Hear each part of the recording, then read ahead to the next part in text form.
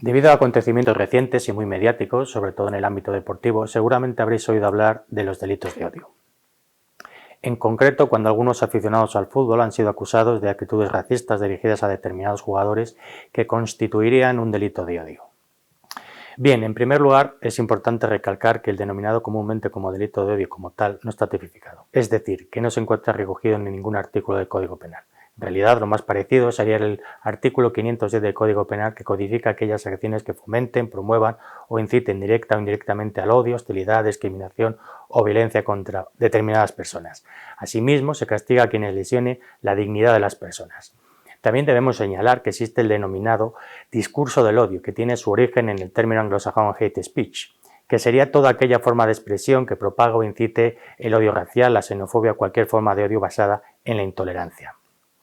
Ahora bien, ¿qué situaciones pueden resultar humillantes o incitar al odio? Seguramente lo que para algunos de nosotros sea una actitud moralmente censurable, para otros no sea más que la exteriorización de una opinión, lógicamente protegida por el artículo 20 de la Constitución española sobre la libertad de expresión y que constituye un derecho fundamental. Aquí es donde se encuentra el problema de estos delitos, en la dificultad de determinar cómo se vulnera un sentimiento.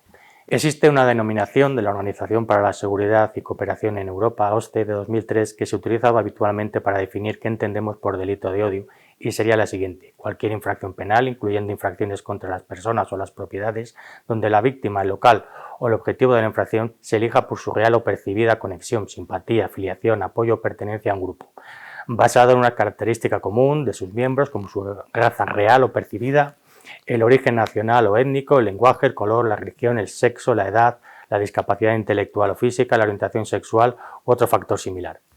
Como podéis observar, esto de los delitos de odio es un término muy abstracto, que no se sabe bien dónde empieza y dónde acaba, es decir, que no presenta unos límites claros y por tanto se convierte en un concepto valorativo, que está asociado a una realidad social y por ello puede ser cambiante. En estos casos se acude a lo que llamamos jurisprudencia. Y me explico: cuando un juez o tribunal debe juzgar un hecho, se dirige a la ley, es decir, al Código Penal, para calificar unos hechos. De esta manera, une una situación que ha ocurrido a un artículo concreto del Código Penal, que contiene un supuesto que encajaría con la situación sucedida. No obstante, esto no siempre es tan fácil. En la vida real existen múltiples matices que hacen de cada situación una situación única. En estos casos, los jueces deben interpretar la ley. Para entendernos, cuando una situación no es exactamente la del supuesto recogido en un artículo, se intenta encajar en el artículo más parecido a él o directamente se sobresee el caso, es decir, se declara que no ha existido un delito. Esta interpretación suele realizarla el Tribunal Supremo o el Tribunal Constitucional en los casos en los que se ven afectados derechos fundamentales.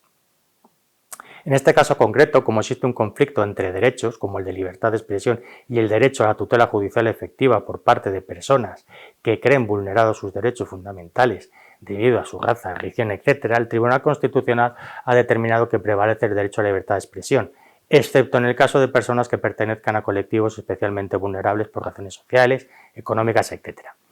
Es decir, que no cuenten con posibilidades de defenderse o tengan pocas posibilidades de ello.